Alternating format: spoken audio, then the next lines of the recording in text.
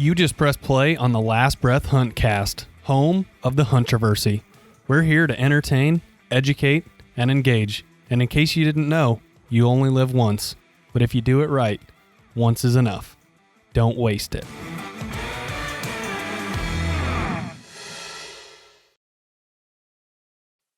Good morning, everyone. Welcome to another episode of the Last Breath Huntcast, presented by Badlands Gear and Outdoor Edge Knives and Cutlery. If you're looking to get into anything Badlands Gear related, check out the Last Breath Inner Circle. That's our Facebook group that we have, and we have a really nice discount. It's pretty substantial, 30%. So if you're interested in anything site-wide, you can get into that by just messaging one of us, and we will give that code to you. Or you could use the code LBTV25, LBTV all uppercase, to get 25% off site-wide any bit of Outdoor Edge gear that you would like. So, without further ado, let's go ahead and introduce our guest today, which is going to be my brother from another mother from the South, Pete Gentry. Pete, say hello. Hello, hello. Thank you for having me, man. And Pete's made it all the way up from Louisiana. He came to our launch party, which that was a great night. We'll talk about that a little bit more later in the podcast, but to get things up and rolling, we're going to jump straight into our topic today, which is going to be a great one. Like we said in the intro, this is the home of the HUNTROVERSY, and that's exactly what episode 107 is going to be. Today we are debating and discussing what we think is the most challenging state to whitetail hunt, and we haven't done this one yet, and it's going to be pretty awesome. We've got some really good research here pulled up, lots of great data to kind of dissect and digest. So, final reminder before we get going, you can listen to a new podcast of ours every Monday at 6 a.m. is when it drops on iTunes, Spotify, Libsyn, etc. And our partner podcast, which is the Whitetail Legacy guys, Ryan and Cody, drop one every Wednesday, prime rib day as they would call it, at 11 a.m. So let's go ahead and get into it. The hardest state to whitetail hunt, Pete, off the cuff, before we get into the research, what do you think is the most difficult state in your opinion? And why? I have mine. You want me to go first? I'll go first. All right. Go first. I'm not scared. Being from the South, being born and raised in the South, hunting in the South my whole life, being involved in hunting in other states as well. I'm gonna go Florida. I'm going to. Because of what reason? Population numbers, number one.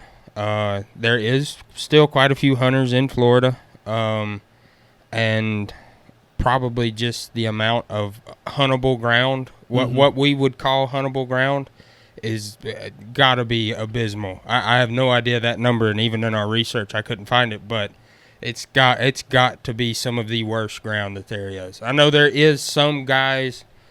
I feel like a lot of the majority of that ground too that is public has got to be a lot of swamp ground, like state-owned swampland. Right.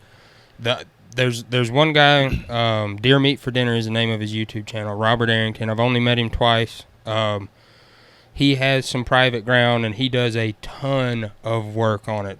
Food plots, hinge cutting, edge feathering. He has done the best he can to make it kind of like almost like a holistic type of refuge for his deer, and he still struggles to make it happen. In the South, what we would just call a deer period. Right. He struggles. He gets it done every year, but he struggles way harder than most people I know that put in that amount of work. Sure. Sure. That's a good point. I was thinking Florida more so for just the conditions. I mean, I personally, Garrett and I really don't go out. I mean, if October in Illinois, it can be so temperate. We could have days in the 80s.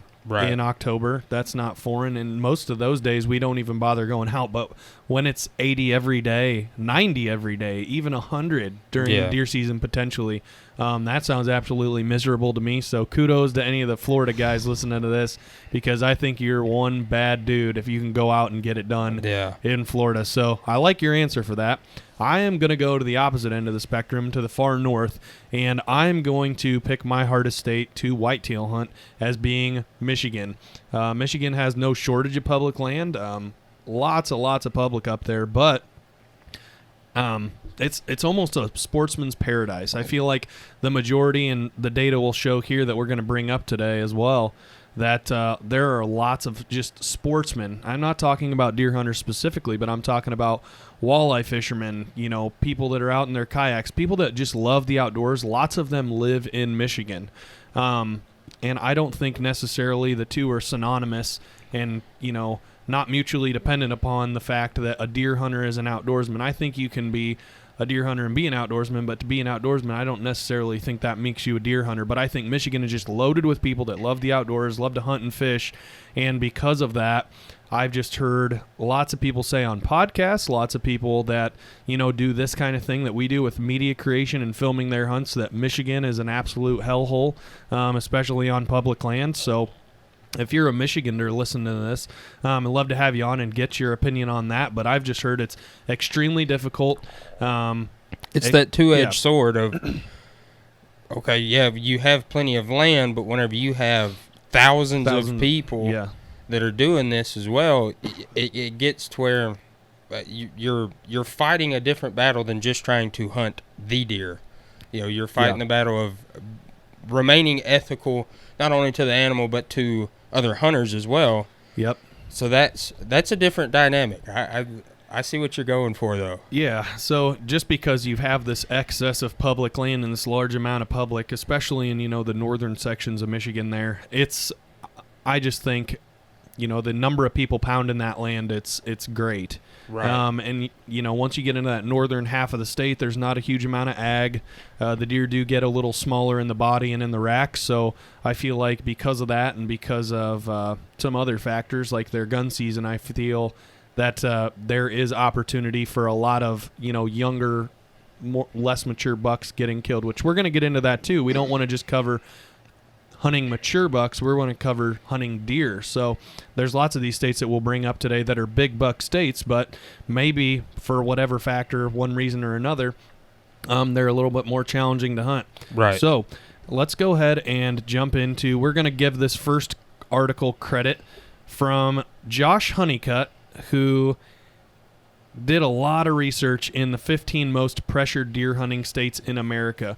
And now this is a really interesting ratio because when we get down to the most pressured, you're going to be like, what? That doesn't make a whole lot of sense to me. It shocked me. It shocked me too. And I would not have thought that the list is the way it is, but I have a theory, and we'll test it out at the very end. So this article specifically looks at the deer to license number ratio, and we can alternate through these, Pete. You can take the odds, I'll take the evens.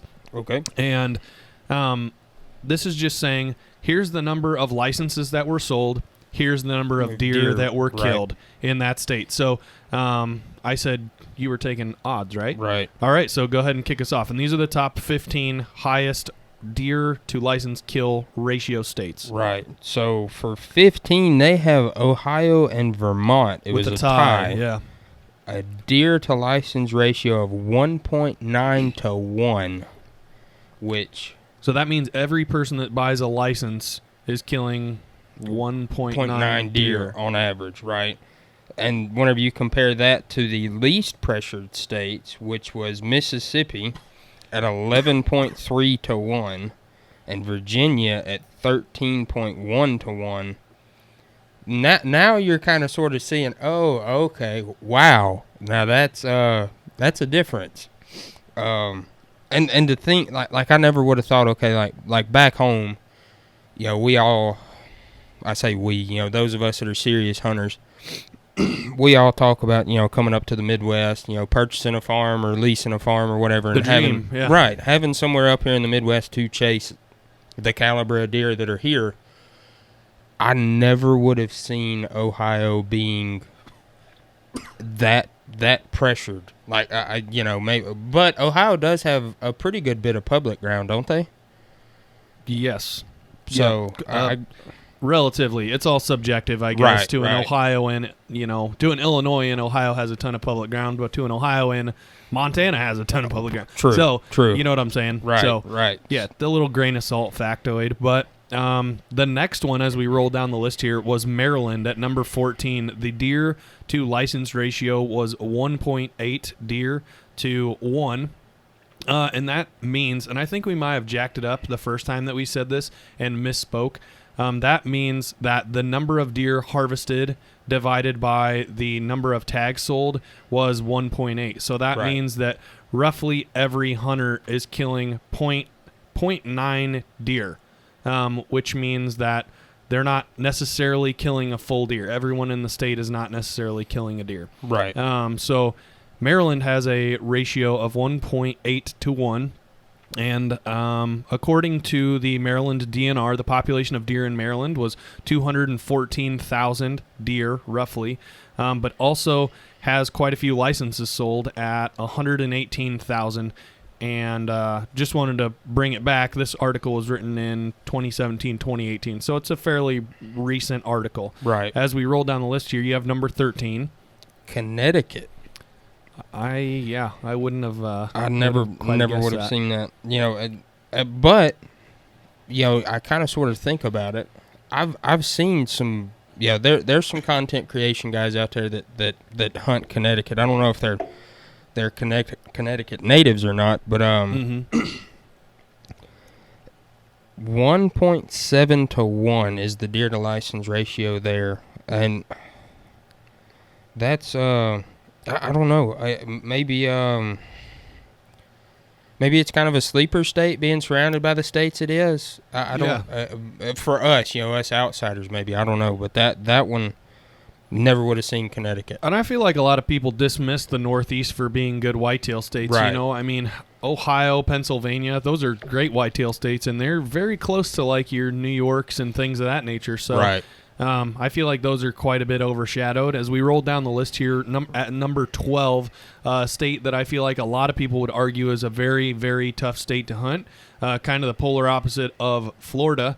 You also don't have big agricultural monocropping like you do in the Midwest to really grow bucks huge. Right. But up the coastline all the way to the north boundary of our country, Maine at number 12.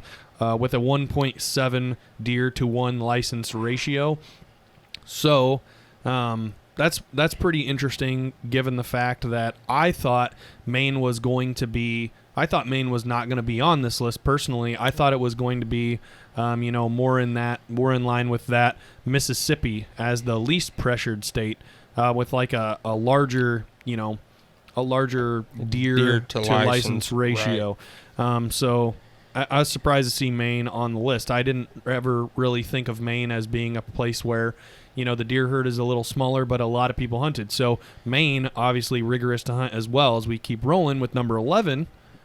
To talk about Maine, a lot of people don't realize the timber that's in Maine. There is some absolutely insane timber in that state, which I wouldn't know unless, I had a dad that worked in the timber industry. But rolling into number 11. Pennsylvania. Now, this was one I saw it being on the list, but I didn't think it would be like here. Like, Pennsylvania's probably one I would say, it could definitely be like a top 20, top 15 state for pressure, but conversely, I thought Pennsylvania was going to be further down the list. When I expected to read this list, here's what I thought was going to be on there. For pressure, I thought Michigan was going to be on there, top 5. Michigan was going to be on there. I thought Ohio was going to be on their top 5. I thought Pennsylvania was going to be on their top 5. I thought that it was a potential that Missouri could be on their top 5. And I was unsure of, just because of the, culture that surrounds Iowa, Illinois, Wisconsin. Right. I thought one of those 3 were going to be in the top 5 as well, but I was expecting Pennsylvania to be in the top 5, but they still made the list for pressure. A lot of heat there, but right. Kind of interesting. Deer to license ratio 1.6 to 1, which I guess, really if you look at like the history, Pennsylvania probably does have a little bit, definitely has a much more rich deer hunting history than my home state for sure, but yes, I would agree. But I guess there's still some ag up around Pennsylvania, probably more than I know of, naturally. Yeah, probably. I don't know, but it's definitely not like in the grain belt, Sure. Like your Illinois, your Missouri, your Kansas and stuff like that. But that one, I don't know. But I guess I think what daunts me the most about Pennsylvania and Ohio is just the amount of those large tracts of wooded public land. right. But most of the strategy that we use to hunt whitetails in Illinois and Iowa are hinged upon how do we kill a deer from bed to food. And now if you're hunting a big woods setting, you have to be really crafty about how you're going to do that. You got to find some public adjacent to some private ag that you can cut a deer off and ambush them before they get to that, or you got to find an oak flat or a place where there's really good low-lying vegetation and woody browse, stuff like that, which I think is, hugely challenging for like the guys that are those air quote big woods hunters in Ohio and Pennsylvania. Those guys, I mean, to get it done in that terrain, I think you have to be very talented to do that. Right. It's just challenging to do. You got to for sure put in some serious sweat equity to make that happen. Yeah. Especially if you're going to make it happen on a consistent basis. But yeah, there's a little factoid in here that I thought was hilarious. They may still, that's exactly what the article says, let school out on opening day of deer season in the state of Pennsylvania. That's pretty cool. Now that's redneck paradise right there. Do you know what I would have done in high school if they were like, oh yeah, October 1st is here. Y'all are out of school. Just be back for football practice. That would have been like the greatest thing ever. Yes. I agree with you. I used to just play hooky and try to sneak out with Garrett when he come back from college to go. But rolling down the list here, number 10, we have New Jersey with a 1.5 to 1 ratio. It rounds up number 10. Like I said, I feel like a lot of those northeastern states and coastal eastern states get kind of dismissed for whitetail hunting, but there are a lot of big bucks that are killed over there. Cody and Homie, the Whitetail Legacy guys, they do a really cool series. It's one of my favorite styles of episodes that they have to listen to. It's called the Legends of the Woods series, and they simply take guys from all over the country, whether it be the East Coast, your big woods hunters, your northern hardwoods hunters, your southern hunters. They've had several people on that are swamp hunters, the guys from all over the Midwest as well, and they talk to these guys about how they're getting it done on, Boone and Crockett caliber whitetails in states that you wouldn't think would grow those all the time. So New Jersey is kind of one of those states. So I feel like I wasn't expecting as many of these smaller eastern states to be on there, but it makes a little sense to me just because the population of deer is lower. Right. So that's why I think that we see lots of these smaller eastern coastal states and states over there that we would not suspect to be on there. So rolling down to number 9, kind of a similar scenario as New Jersey, is New Hampshire at 1.4 to 1. Now, I've heard of New Hampshire being, a bit of a sleeper state for, big bucks. Don't know anybody that's ever hunted it personally. And okay, their Antler Nation grading system, I don't know if you've ever read into it any.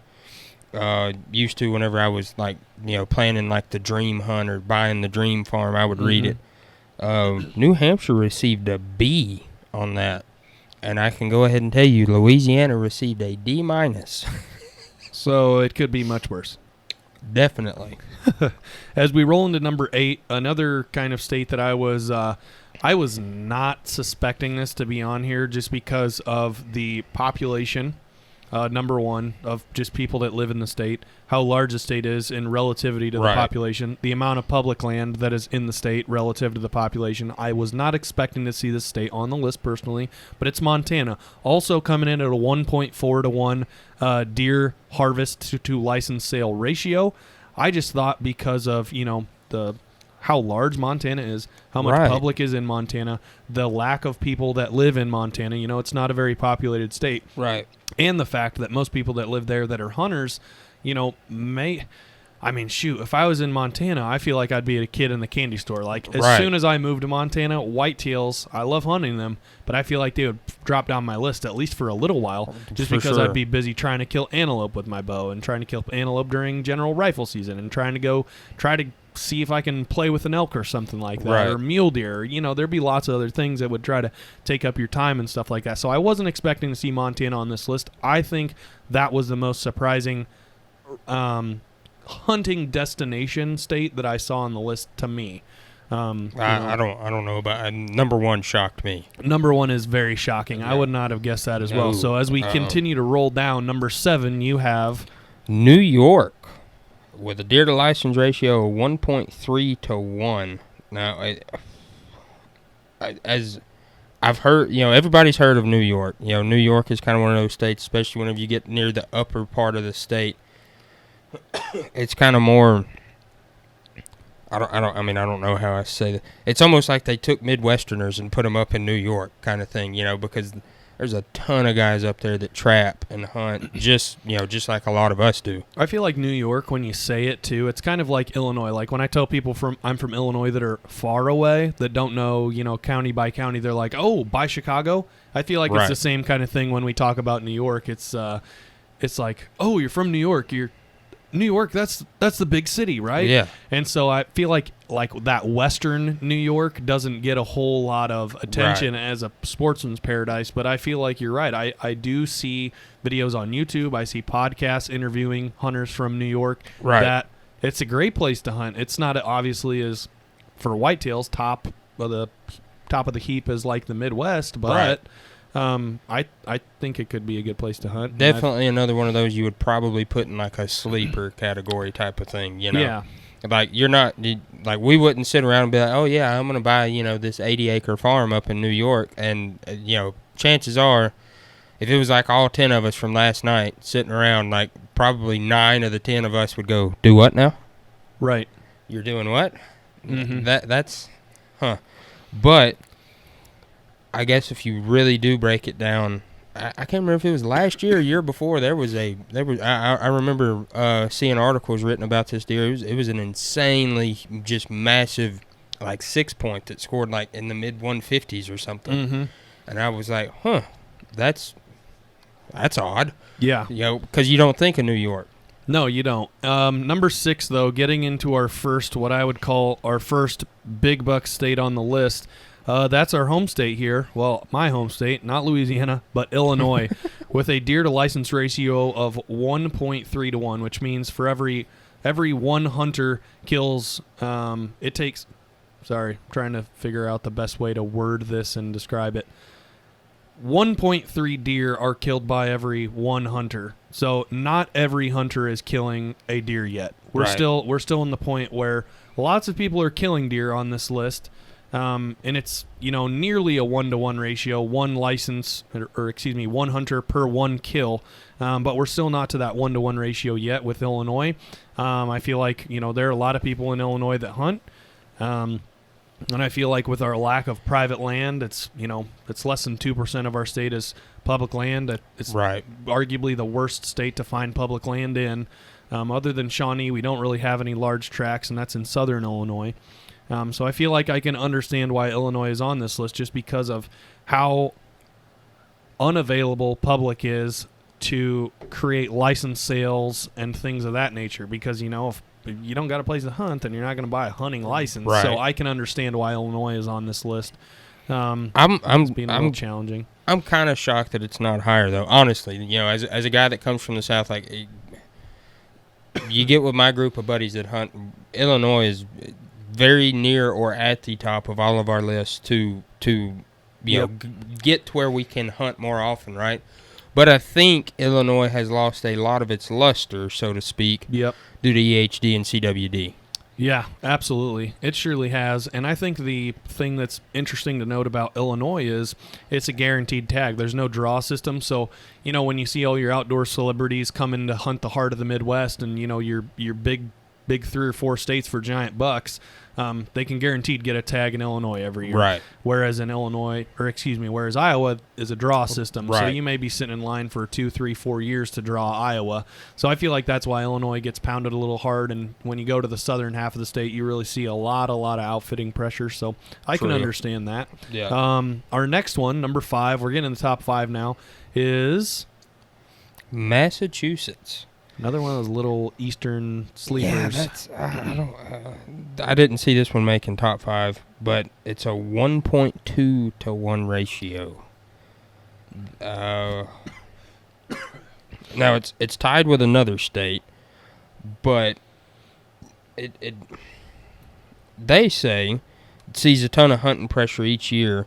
We would call it a sleeper state, even though it doesn't quite get the press it deserves. So, I don't know. I've heard of Massachusetts. The hunters in Massachusetts. Seen video and listen to podcasts with guys from up there. But that's another one of those like I for sure didn't see. Like I'm surprised like the top 5 isn't like your top 5 greatest Midwestern states. Illinois, Iowa. I mean, I'll even throw in Wisconsin. Wisconsin, maybe Missouri, maybe even Kansas. Yep. So that one's I'll say that's like the curveball in the top 5. You're gonna have one odd man out in the top 5. That's definitely the one. I don't know though. Number 2 is a bit of a doozy. Number too. 2 is a weird. Wouldn't expect number 2, but going on to number 4, Minnesota. That's an interesting one. I thought Minnesota would be on here just because of how the licenses are purchased in Minnesota, how large Minnesota is. It does have quite a bit of public ground. And there for a long time, I had some friends from Minnesota that for quite a while, it's been a $1 state. Right. So I am really thankful that Illinois is not. I love the opportunity to try to shoot $2 a year. But I can understand that, Minnesota, we're right here in the Midwest, and especially southern Minnesota. I mean, we're still in really, really intensely populated agricultural ground. Right. Lots of ag down there. So I can see that Minnesota would be on the list given the ratio. So lots of you guys will be thinking right now, like, holy smokes, where's Michigan at? Like, why haven't we heard of Michigan yet? Why haven't we seen Ohio on here? And that is because the number of deer killed and the number of licenses sold is not quite into that 1.5 or almost, two deer killed by every one hunter kind of ratio. So this is all just looking at license to deer ratio. So some of these states that I would have suspected to be on here, when I think of and I read the article, 15 most pressured deer hunting states in America, the author here did a great job of, breaking down this data and delivering it. I just think that, certain aspects are obviously not in play here. The amount of public land in the state, the amount of the population of the state, and things like that. I think that's one thing that helps Illinois being number 6 is because, our the amount of hunters that hunt. There's tons of people that pour out of Chicago and the suburbs to go to southern Illinois and central Illinois to places that they own to hunt. So I'm not that surprised that Minnesota's on this list. But getting into number 3, I didn't think this one was surprising whatsoever. No, this was definitely one that would have been on my list if I was coming up with the numbers on my own. And it's Wisconsin with the ratio is 1.2 to 1, so it tied with Minnesota. But Wisconsin has got to be one of the top-rated states for pumping out, Boone and Crockett and Pope and Young bucks, which I know a lot of people chase that. That's not necessarily our gig, but still cranking out more and more big deer every year. Oh yeah, right here. I got the data. Wisconsin. Oh, interesting. We'll go in the top 8. I'll whip through them real quick here. Top 8 highest ranked Boone and Crockett, most entries. Just this article is brand new. Number 1 in Wisconsin with 1,800 entries. Number 2, Illinois. Number 3, Iowa. Number 4, Minnesota. Number 5, Ohio. Number 6, Kentucky. Number 7, Missouri. Number 8, Kansas. So that list is not super surprising, but Wisconsin is the top Boone and Crockett producing state. So kind of interesting. It's got... There's definitely something to be said about the genetics that's been there for, however long at this point. You got great farmland, great ag. Habitat in Wisconsin has also got to just be insane. Wisconsin's a gun state too, aren't they? Gun state. What do you mean by that? Don't they have a gun season? Oh yeah. Okay. Yes. So that Big time. also factors. That's one of the most. I would consider, like, if I were to just label the top 2 and that I think have the richest hunting history in the United States, I would pick Michigan and Wisconsin. Just Definitely. That Northwoods feel, Mm-hmm. going to a cabin with your entire family, deer drives, lots of beer being drank at night. Stories around a campfire. Like, I think the nostalgia for Wisconsin and Michigan is just, they're right there. And not to get off on a tangent here off of the data that we have, but okay, if some of my friends are going to listen to this back home for sure, and I'm as the guy that lives in the neighboring state to the east, I'm going to address the elephant in the room because I do know this. Why isn't Texas on the list? Yeah. Okay, and that's very simple.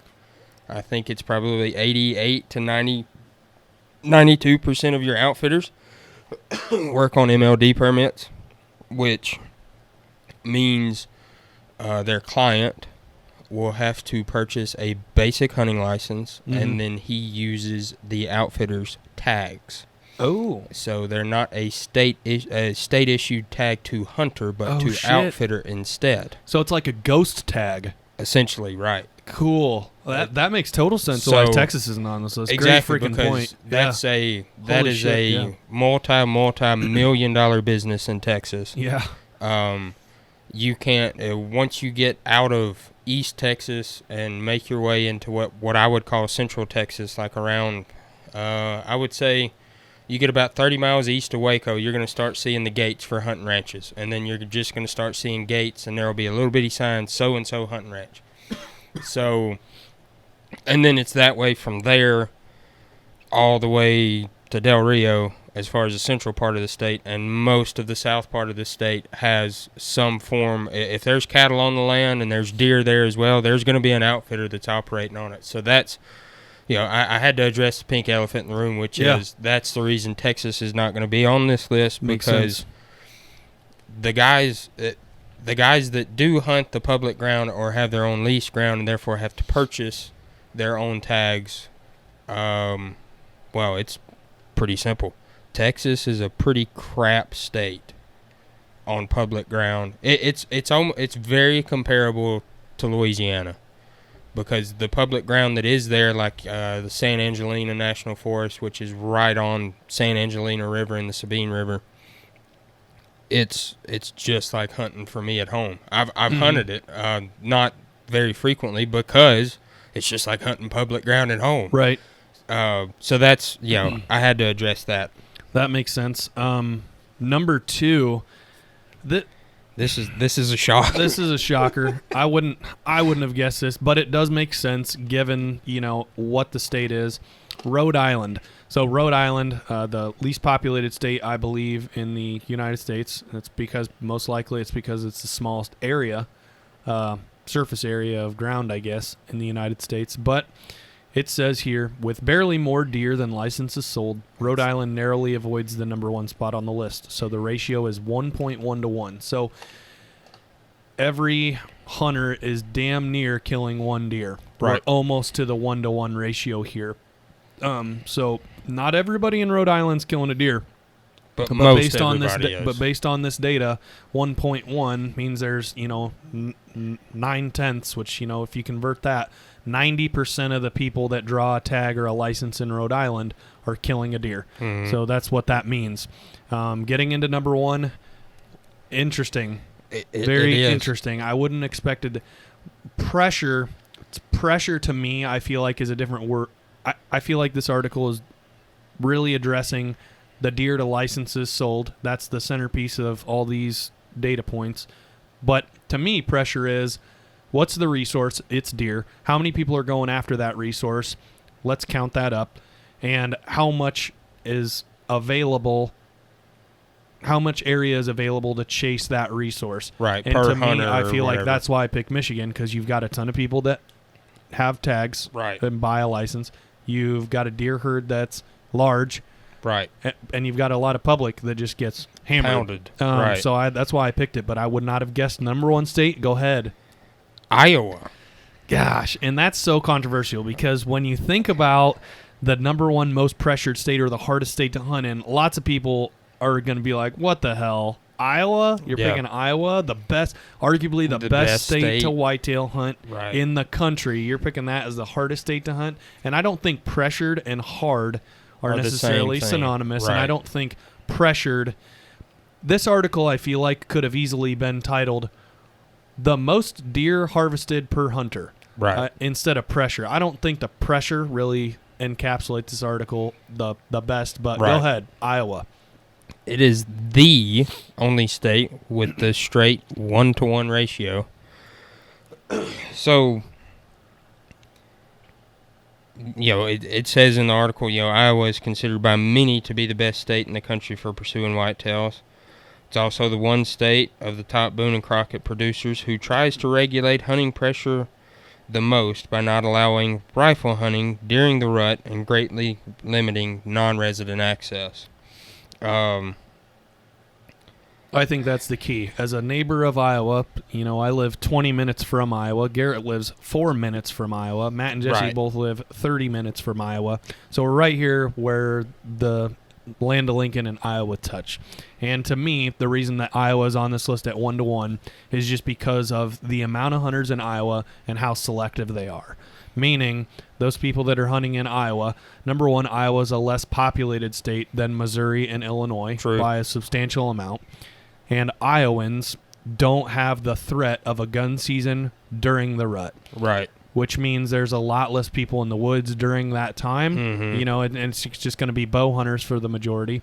And it really hampers the amount of deer that are killed during the rut when they're very extremely vulnerable, because Iowa's gun seasons are very early. They have a very early muzzleloader season, and then they have a late gun season that takes place far after, at the very tail end of the rut. It can be argued the tail end of the rut, but it's not during the heart of the rut like your Illinois and Missouri and things like that. So Louisiana, lots less deer getting clapped down just because Iowa DNR does a great job of dispersing the gun seasons, not allowing them to touch the rut. And also, you have to draw Iowa. So all of these people that want to go hunt a big buck state, Illinois, Indiana, Kentucky, Missouri can't quench the thirst for the entire country for big bucks, So Iowa's like, kick rocks. You're going to have to wait in line here for a long time, which means there's not as many outfitters in Iowa as there is in the other states that I just mentioned. And also, the hunting pressure from out-of-staters is just it's much lower because of the way that the DNR sets it up. So I'm not surprised to see Iowa at the 1-to-1 ratio just because of that most people that I know that hunt Iowa are extremely selective, and most people do kill a deer. So it's got a 1-to-1 ratio. So based on that, we're going to go ahead and wrap this up and adjourn for a part 2, in which we are going to discuss another interesting article we have. So we're going to do this in a part 1 and part 2. So before we hop off here, Petey, safe journeys back to Louisiana. Thanks for coming to the launch party. That was awesome. We'll cover that next episode as well. If you guys aren't a part of the Last Breath Inner Circle, that's our Facebook group. Go ahead and hit us up in there. Do lots of giveaways, lots of discount codes, and it's just a really good community of people in there. And the biggest favor we could ask is for you to share our podcast with a buddy. So if you're interested in hearing some deer hunting talk, tactics, anything like that, that's what we're going to be rolling in here for the next several months as we're approaching the whitetail season. So good luck out there getting your summer scouting and prep done, and we will see you in episode 108 when we finish the conversation with another article and really decide what is the most difficult state to whitetail hunt. Thanks for listening, everybody. Don't waste it.